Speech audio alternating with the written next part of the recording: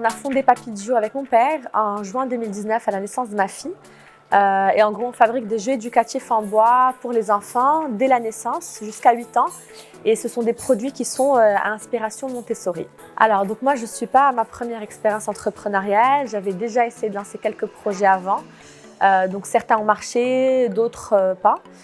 Et au final, ce projet-là, ce n'était pas du tout un projet qui était réfléchi. C'est vraiment un projet de cœur qui est né d'un besoin personnel parce qu'on ne trouvait rien au Maroc qui a abouti. Je pense que en tout cas, le monde de l'entrepreneuriat au Maroc a beaucoup évolué depuis 2-3 ans. Je trouve qu'il y a vraiment une belle énergie. Maintenant, pour moi, le plus gros obstacle, c'est la solitude. C'est la solitude de l'entrepreneur. Je dirais des moments où tu as envie de lâcher parce que tu es fatigué, parce que tu dois tout faire au final par manque de ressources et par manque de temps. Et c'est vraiment cette solitude-là qui est très difficile à vaincre pour aller au bout de son projet.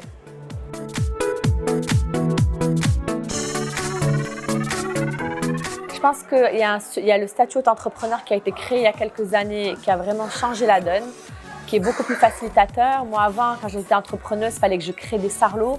Donc, c'était hyper compliqué. C'était une charge financière parce qu'il fallait faire des bilans comptables. C'était vraiment lourd, mentalement et financièrement. Et au final, ce statut d'entrepreneur, je trouve qu'il facilite beaucoup les choses. Donc, il encourage l'entrepreneuriat.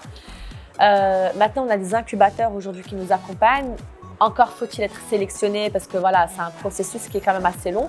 Mais honnêtement, quand je vois autour de moi avec tout ce qu'il y a comme Intelaka, la CCG, comment ils accompagnent les entrepreneurs, je trouve que vraiment c'est un milieu qui est propice même pour investir en 2021-2022.